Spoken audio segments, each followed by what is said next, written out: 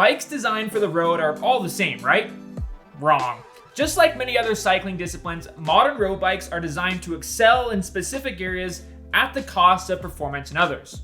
And while the amount of options and the degree to which you can fine-tune a bike to your specific needs is great, it can also get pretty confusing.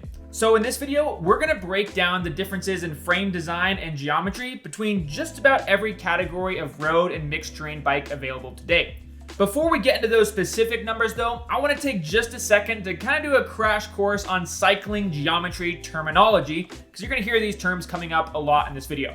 So let's go ahead and start off with the head tube angle. The head tube angle is essentially how far that front wheel sticks out in front of the bike.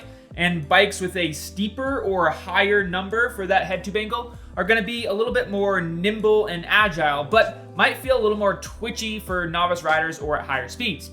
On the flip side, bikes with a slacker head tube angle or a lower number are going to be a little bit more stable and easier to maneuver, but not quite as agile.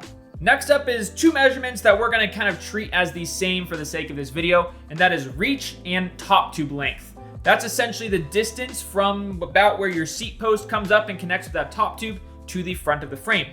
Bikes with a longer reach are going to be a more bent over, aggressive aerodynamic riding position, whereas bikes with a shorter reach or shorter top tube are going to have a more upright riding position. And speaking of body position, the next geometry term I want to go into real quick is stack. And that's going to be another thing that's going to determine how upright or lean forward your riding position is.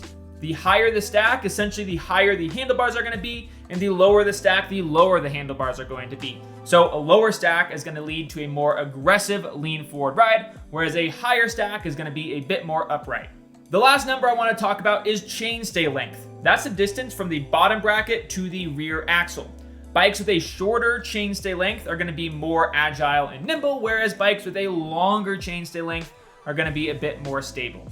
So now that we have a brief understanding on what those measurements mean, let's go ahead and apply those to a few different types of road bikes, starting with what's arguably the oldest and maybe still most common road bike design, and that is a race bike. These frames will usually be stiff, lightweight, and efficient, even if that means they're not quite as comfortable. And speaking of comfort, they're not going to have the most comfortable riding position.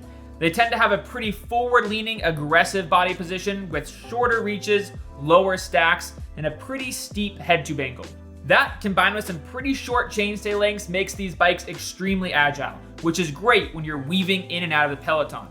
So if you're looking for the ultimate bike to win your local races, then look for a frame with race geometry. But if you're more about just getting out there and going for a ride and maybe you want to be a little bit more comfortable, then you should look for a bike with a frame stated as having endurance geometry.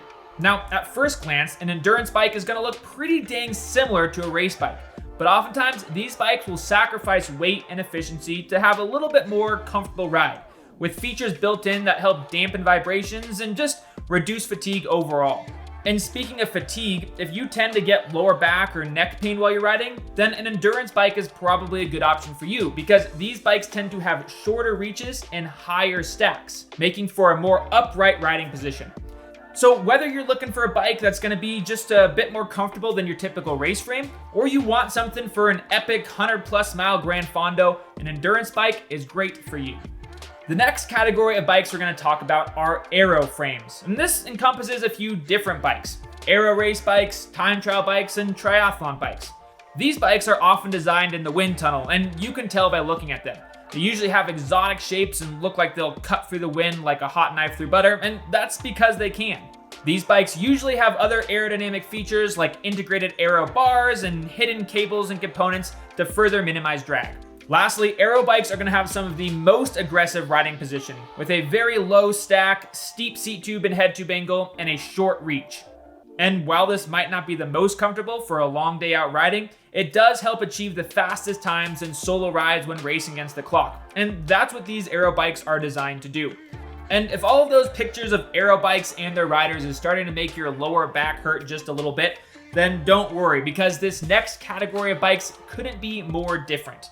We're talking about urban bikes, commuter bikes, fitness bikes, whatever you want to call them. They're definitely not designed to get you from point A to point B as quickly as possible, but they are very efficient and usually quite comfortable. These bikes will usually have a very upright riding position. In other words, a short reach and a tall stack. And not only does that increase comfort, but also visibility, which is especially important when you're zigzagging through traffic in a busy urban environment. Lastly, most urban bikes are going to have lots of built-in mounts for you to add racks, fenders, and all that jazz. And speaking of mounting points, the last category we're going to talk about today is known for having lots of them, and that is gravel bikes. Gravel bikes might just be one of the most well-rounded and versatile bikes of any that we're talking about today. While their frames may resemble endurance or race bikes at first glance, they usually have slightly more relaxed head tube and seat tube angles, a shorter reach and higher stack for better off-road stability and comfort on rough terrain. Speaking of comfort, more and more gravel bikes are coming with frames that have some sort of suspension built into them, whether that's a full-on linkage-driven shock or just some flex engineered into the frame. Lastly, gravel bikes tend to have much wider tire clearances than their on-road siblings, some even boasting compatibility with up to 700 by 50C tires.